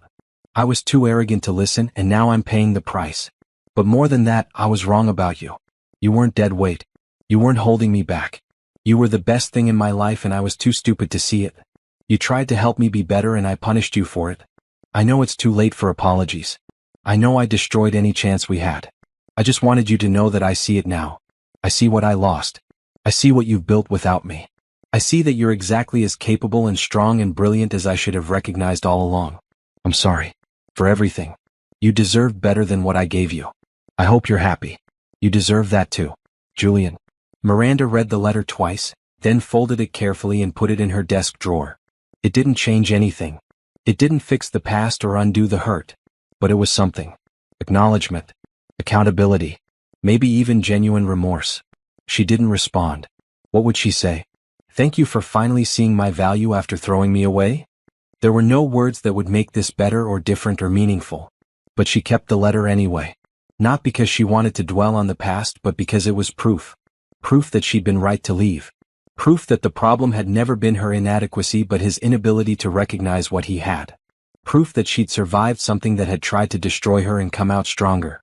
That was closure enough.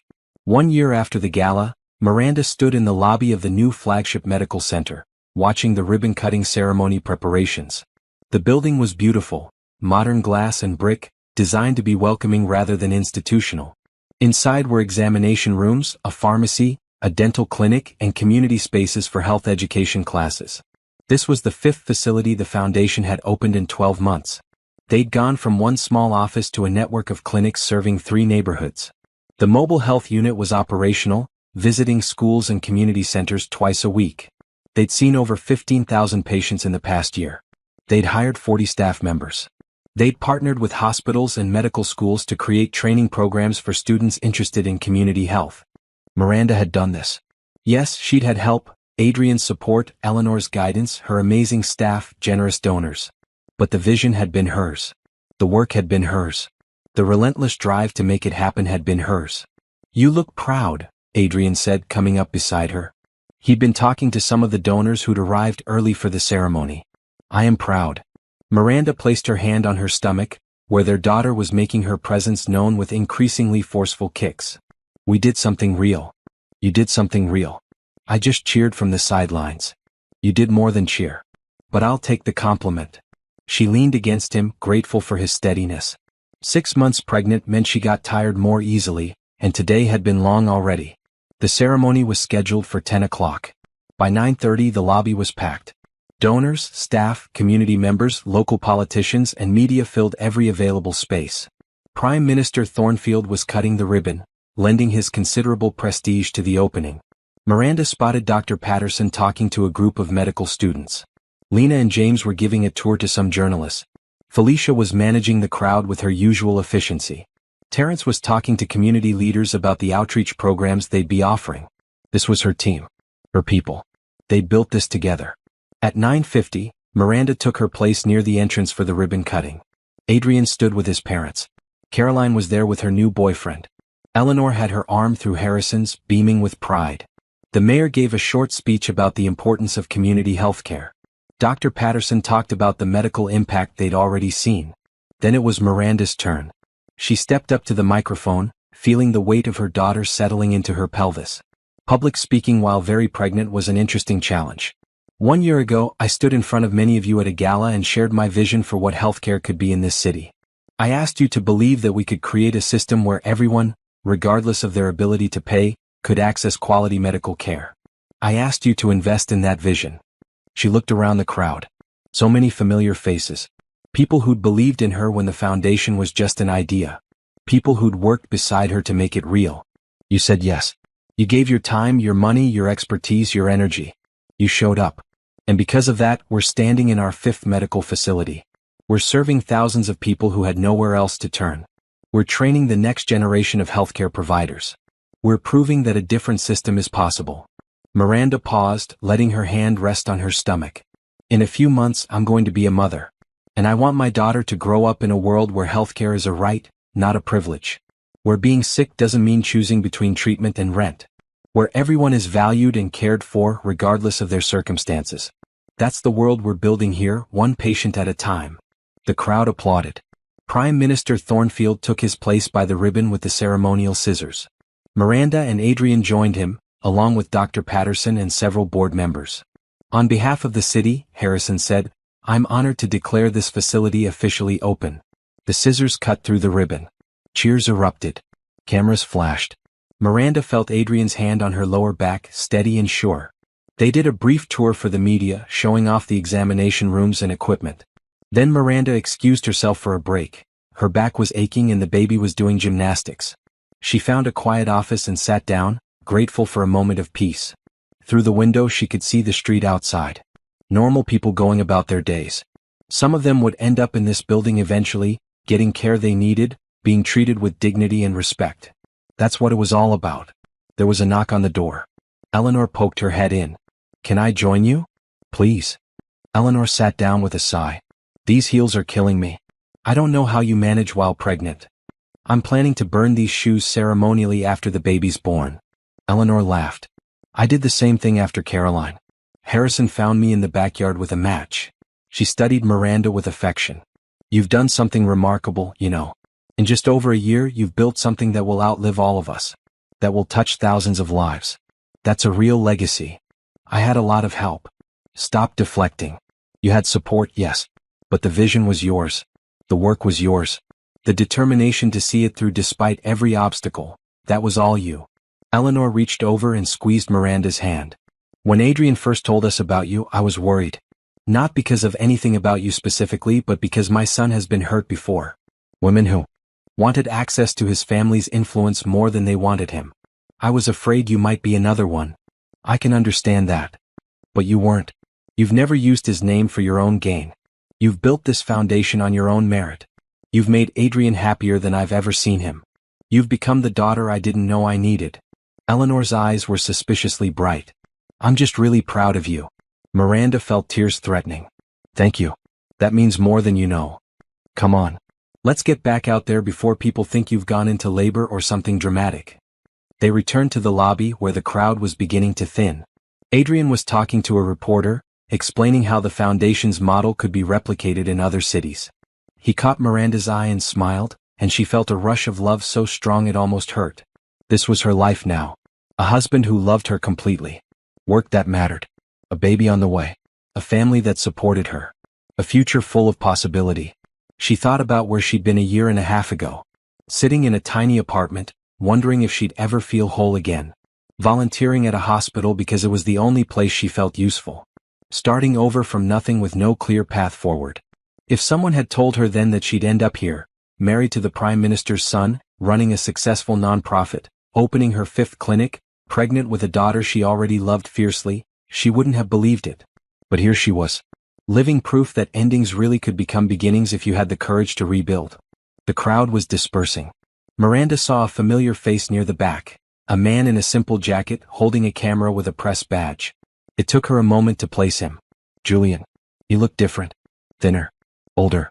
The arrogance that had defined him was gone, replaced by something quieter. He was covering the event for a small local publication. She'd seen the name on the media list but hadn't processed that he'd be the reporter. Their eyes met across the room. Julian gave a small nod. Not friendly, not hostile. Just acknowledgement. Miranda nodded back, equally neutral. Then he turned and left, just another reporter filing a story. She felt nothing watching him go. No anger, no satisfaction, no regret. He was just someone she used to know.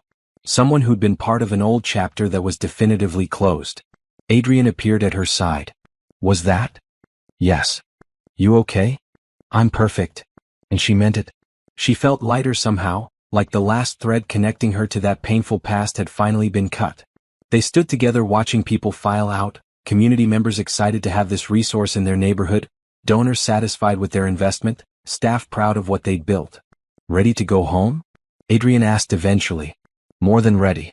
My feet are screaming and your daughter is using my ribs as a punching bag. They said their goodbyes and headed for the car.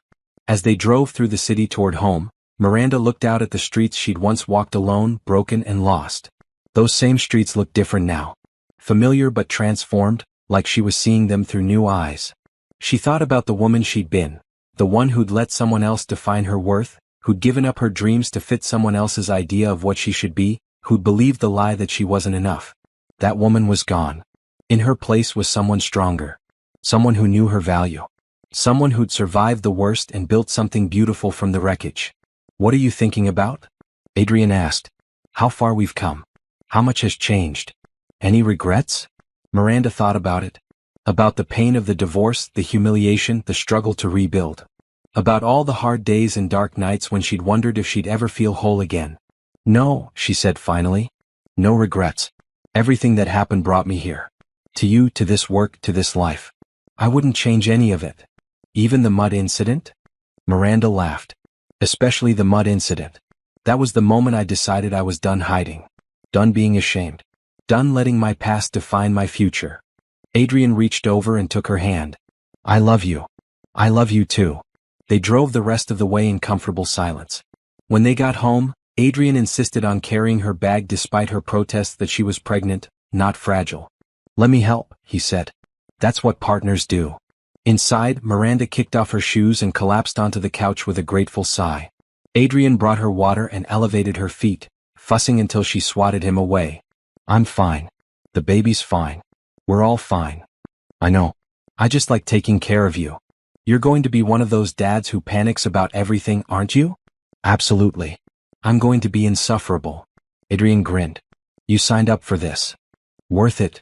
They spent the evening on the couch, talking about the opening, making plans for the foundation's next steps, discussing nursery colors and baby names. Normal evening conversation for their life now, a life that was everything Miranda had never known she wanted.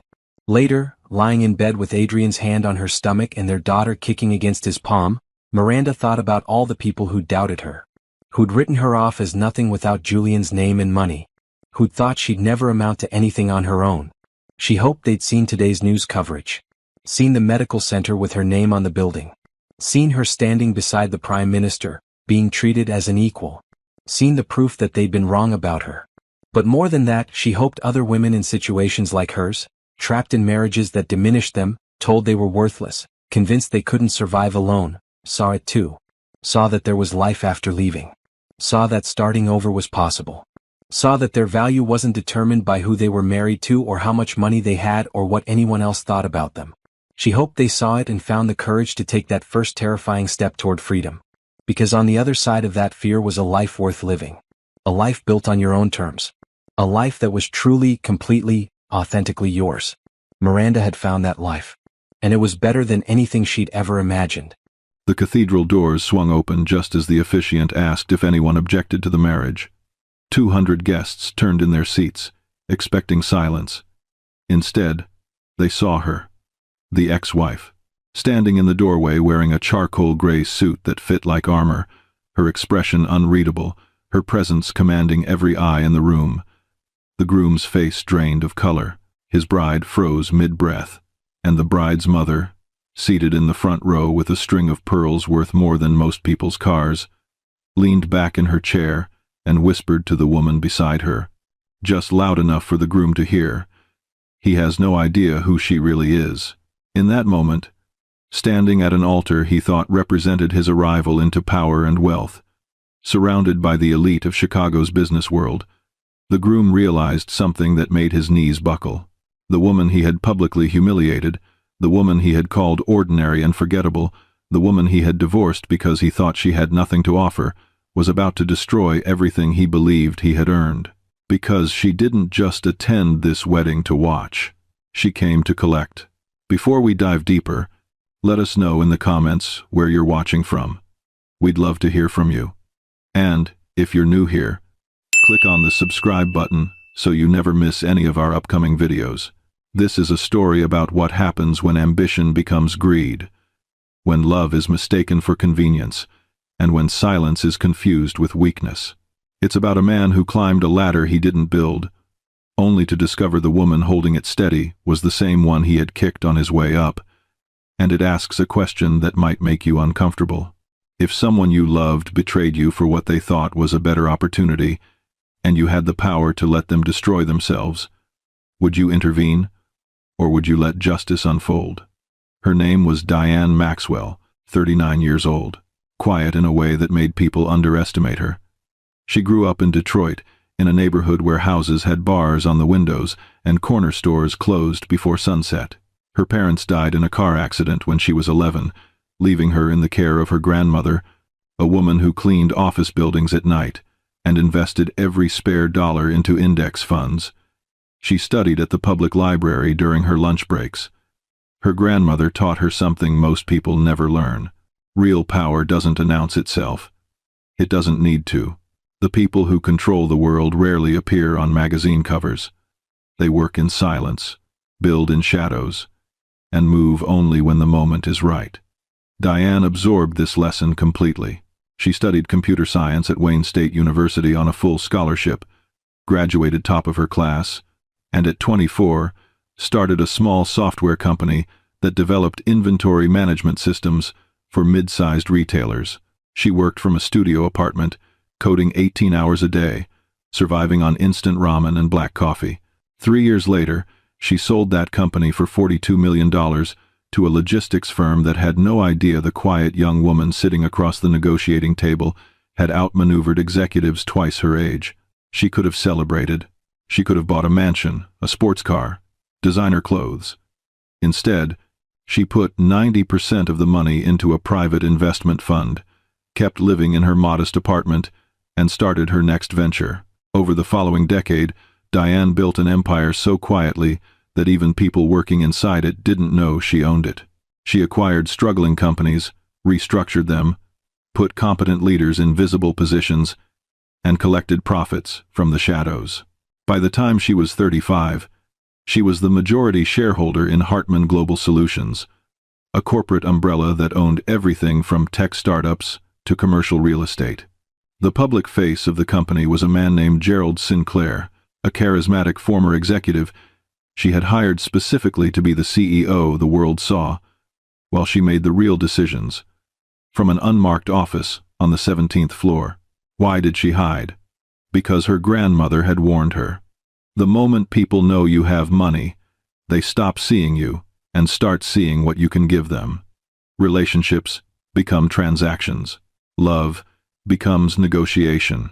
So, when Diane met Christopher Hayes at a museum fundraiser in downtown Chicago 7 years ago, she introduced herself as a business consultant.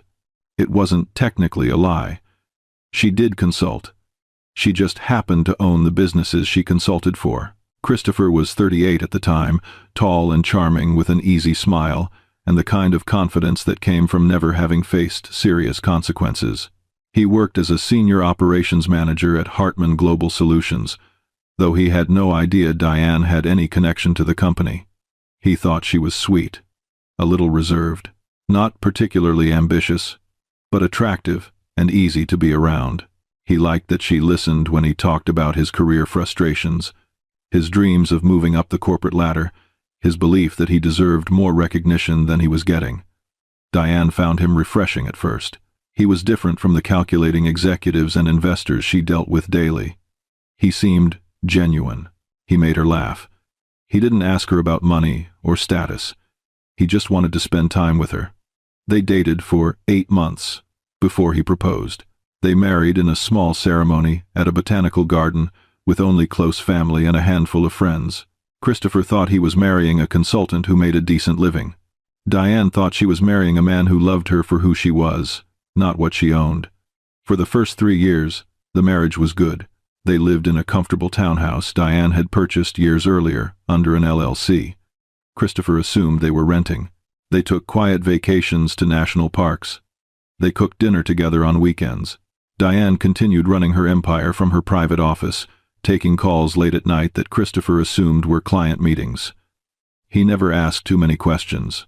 He was too focused on his own career. And that's where the cracks started to form. Christopher was stuck. Despite his intelligence and work ethic, he kept getting passed over for promotions at Hartman Global Solutions. Younger colleagues moved ahead of him.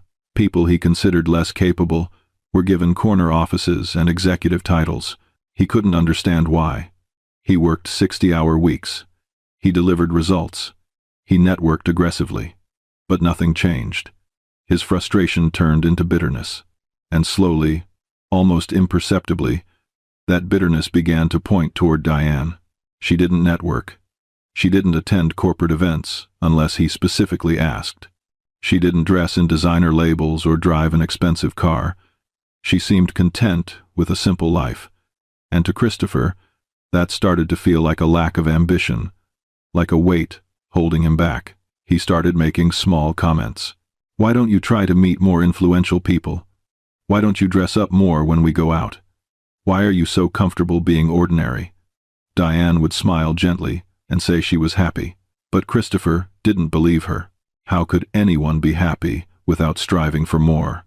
His resentment grew quietly over the next 2 years, until the night that changed everything. It was a company gala at the Drake Hotel. Black tie. Chicago's business elite. Christopher had been looking forward to it for weeks, seeing it as an opportunity to finally make the connections that would push his career forward. Diane attended reluctantly, wearing a simple black dress, staying near the edge of the room while Christopher worked the crowd. That's when he met Natalie Sinclair, 28 years old, blonde, confident, the daughter of Gerald Sinclair, the CEO of Hartman Global Solutions. She had just returned from 3 years working at the company's London office and was being positioned for a leadership role. Christopher was mesmerized, not just by her beauty, but by what she represented: access, status, the kind of life he believed he deserved. They talked for over an hour that night. She laughed at his jokes. She asked about his work. She told him about her father's plans to expand the company internationally. And when Christopher went home that night and looked at Diane reading quietly on the couch in sweatpants, he felt a surge of anger he had never experienced before. This wasn't the life he was supposed to have. Over the following months, Christopher began an affair with Natalie. It started with coffee meetings that turned into dinners that turned into late-night conversations in hotel bars. He told himself he wasn't doing anything wrong. He was just exploring what his life could be. Natalie introduced him to investors, board members, people who mattered. She brought him into rooms where decisions were made. She made him feel important in a way Diane never had. And the more time he spent with Natalie, the more he convinced himself that divorcing Diane wasn't betrayal. It was correction. He was finally choosing the life he deserved. When he told Diane he wanted a divorce, he didn't do it privately. He announced it at a dinner party in front of 8 of their mutual friends, people from his office and their social circle. Diane was sitting across the table from him, holding a glass of wine, when he said it. "I've outgrown this marriage. I need a partner who matches my ambition. I'm filing for divorce." The room went silent. Someone's fork clattered against a plate. Diane set down her wine glass slowly, her face unreadable. One of the guests, a woman named Jessica, asked if this was some kind of joke. Christopher shook his head. "No joke. I'm marrying Natalie Sinclair, Gerald Sinclair's daughter. I'm finally moving forward with my life." He looked at Diane, waiting for tears, for anger, for some kind of reaction that would justify what he was doing. Instead, she folded her napkin carefully, placed it on the table, and stood up. She looked at him for a long moment, her expression calm. "I hope you find what you're looking for." Then she walked out without another word. Christopher felt a rush of relief. No drama, no begging, just quiet acceptance. He told himself this confirmed he had made the right choice. Diane clearly didn't care enough to fight for the marriage. What he didn't know was that Diane went home that night, sat in her home office, and pulled out a file she had hoped she would never need to open. It contained every document related to her ownership of Hartman Global Solutions. Every contract, every shareholder agreement, every corporate structure that kept her identity hidden. She stared at her grandmother's photograph on the desk, the woman who had taught her that silence was strength.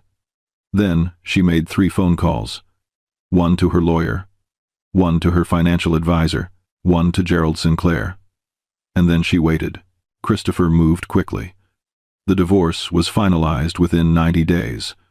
Diane didn't contest anything. She signed the papers without argument, accepted a minimal settlement that Christopher thought was laughable, and disappeared from his life completely. He moved into Natalie's penthouse apartment overlooking Lake Michigan. He started attending exclusive events, shaking hands with people he had only read about in business magazines. He posted photos on social media with captions about new beginnings and leveling up. His colleagues congratulated him. His friends told him he had made the right choice. And then, Natalie's father offered him a promotion. Senior Vice President of International Operations. A corner office. A significant salary increase. A company car. Everything Christopher had been working toward for a decade. The promotion would become official the day after his wedding to Natalie. Christopher felt invincible. He had escaped a mediocre marriage and stepped into greatness. But what he didn't know was that 3 weeks before the wedding, Natalie's mother made a discovery that would destroy everything. Victoria Sinclair was not just the CEO's wife. She was a former corporate attorney with a sharp mind and an instinct for reading people that had saved her husband from several bad business decisions over the years. She had watched Christopher carefully since he started dating her daughter. Something about him felt off. The way he name-dropped. The way he positioned himself in conversations. The way he talked about his ex-wife with barely concealed contempt. So Victoria did what any protective mother would do. She hired a private investigator to look into Christopher's background. The report came back with nothing alarming at first. Stable employment history, no criminal record, decent financial standing. But then, the investigator added a footnote. There's something unusual about the ex-wife. I can't find much information about her. No social media presence. No public records beyond basic property ownership. But the property she owns is held under an LLC that connects to several other corporate entities. I'd need more time to trace it fully. Victoria told the investigator to keep going. 2 weeks later, the investigator called her with a tone of disbelief in his voice. You're not going to believe this. The ex-wife, Diane Maxwell, She's not just some consultant. She's the majority owner of Hartman Global Solutions. She owns the company your husband runs." Victoria sat down slowly, the phone pressed to her ear. "Say that again," the investigator explained. Diane had built her wealth quietly over 15 years, acquiring companies through a complex web of LLCs and investment funds. She had specifically structured Hartman Global Solutions to keep her name out of public records, hiring Gerald Sinclair as the public-facing CEO, while she controlled all major decisions from behind the scenes. "She's been the real power the entire time," the investigator said, "and Christopher Hayes has no idea." Victoria hung up and immediately called her husband. When Gerald confirmed the story, admitting that yes, he had always known Diane was the true owner, but had signed strict confidentiality agreements, Victoria felt a cold rage settle over her. Her daughter was about to marry a man who had betrayed the woman who actually controlled his entire career. She told Gerald they needed to confront Natalie immediately, but when they sat their daughter down and explained the truth, Natalie's reaction surprised them both. She didn't cry. She didn't scream. She sat very still, processing the information with a calculating expression that reminded Victoria of herself at that age. Then Natalie asked a question that made her mother smile for the first time in days. "Does he know?" "No," Victoria said. "He has no idea." Natalie nodded slowly. "Then don't tell him." Victoria and Gerald exchanged a glance. Natalie continued, her voice eerily calm. "If we tell him now, he'll panic. He'll try to apologize his way back into Diane's good graces, or he'll disappear. Either way, he won't face the full consequences of what he did. But if we let the wedding happen, if we let him stand in front of 200 people believing he's finally made it to the top, and then let the truth come out, he'll understand exactly what he threw away. He'll feel it in front of everyone he's been trying to impress." Victoria studied her daughter carefully. "You want him humiliated." Natalie met her mother's eyes. "I want him to understand that you can't use people and expect no consequences." Victoria made one more call. To Diane. They met at a quiet coffee shop on a Tuesday afternoon. Diane arrived first, sitting by the window with a cup of tea, watching the street outside with the same calm observation that had defined her entire life. Victoria entered exactly on time, her heels clicking against the tile floor. She spotted Diane immediately and walked over. They had never met, but recognition was instant. Victoria sat down across from her. "Thank you for agreeing to meet." Diane inclined her head slightly. "Of course." Victoria didn't waste time. "I owe you an apology. My family didn't protect you from what Christopher did. We should have seen through him sooner." Diane's expression remained neutral. "You're not responsible for his choices."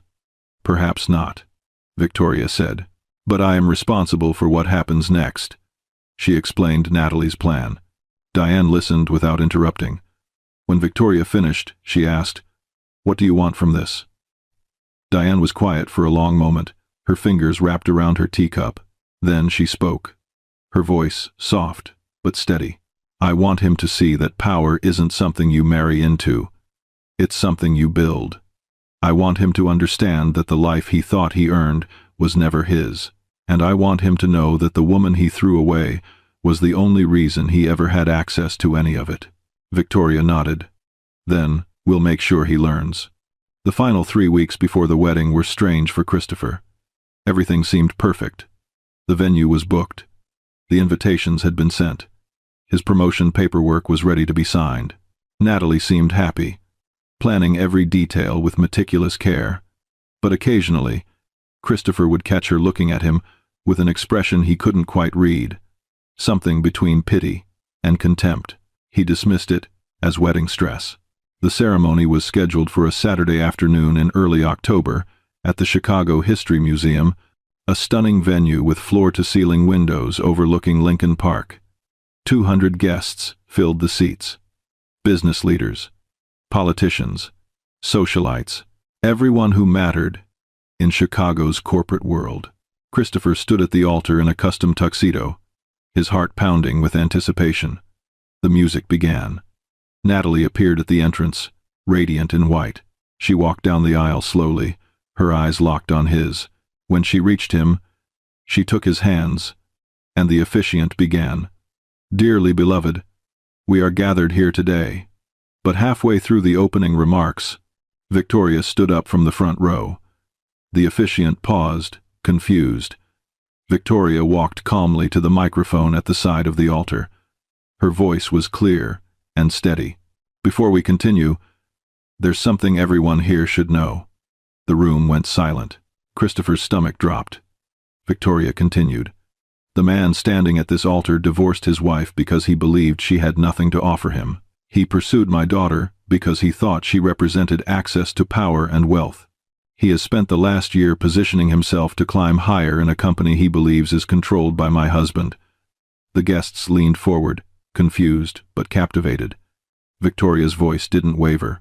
"What he doesn't know, what he never bothered to learn, is that the company he works for, the promotion he was promised, the entire empire he thought he was marrying into, none of it belongs to my husband. It belongs to the woman he abandoned." Gasps rippled through the crowd.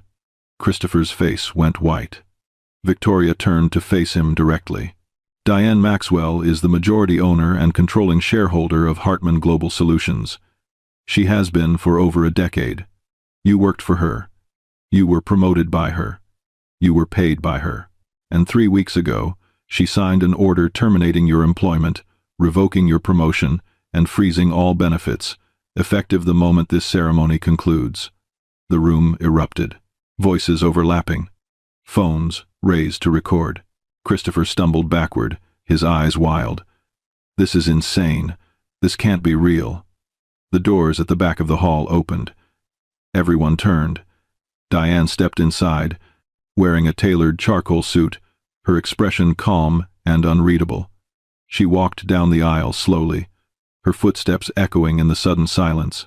When she reached the front, she stopped a few feet from Christopher. He stared at her, his mouth opening and closing like he couldn't find words. "Why are you doing this?" His voice cracked. Diane looked at him with an expression that was neither cruel nor kind. Just steady. "I'm not doing anything to you, Christopher. I'm simply no longer doing anything for you. There's a difference." He dropped to his knees, tears streaming down his face. "Please, I made a mistake. I'm sorry. Please don't do this." Diane didn't move. "You called me ordinary. You said I brought nothing to the table. You humiliated me in front of people I cared about because you thought I was worthless. I never corrected you because I wanted to see if you loved me for who I was. You didn't. You loved what you thought I could give you, and when you decided I couldn't give you enough, you traded me for someone you thought could." Christopher sobbed openly now, his hands clasped together. "I didn't know. I swear I didn't know." Diane's voice remained calm. "That's the problem. You never cared to know. You only cared what you could take." She turned to Natalie, who stood watching with quiet dignity. "I'm sorry you were used." Natalie nodded. "So am I." Diane looked back at Christopher one last time. "Goodbye, Christopher." Then she turned and walked out of the hall, her footsteps echoing in the silence. The guests sat frozen. Christopher remained on his knees, broken. Natalie removed her veil, handed it to her mother, and walked out through a side door without looking back. Within a week, the story spread through every corporate network in Chicago. Within a month, Christopher was unemployable in any serious professional capacity. Within 6 months, he was working in sales for a small logistics company, living in a one-bedroom apartment on the outskirts of the city. He tried to contact Diane dozens of times. Emails, calls, letters. She never responded. Not out of cruelty, but because there was nothing left to say. Diane continued running her empire quietly. Her name still rarely appeared in headlines. She still made decisions from unmarked offices. She still moved in silence. And every now and then, when she passed her grandmother's photograph in her office, she would pause and remember the lesson that had shaped her entire life. Real power doesn't announce itself. It doesn't need to. So, what would you have done in Diane's position? Would you have revealed the truth sooner, or would you have let him walk into his own destruction? And if someone you loved chose ambition over you, how would you respond?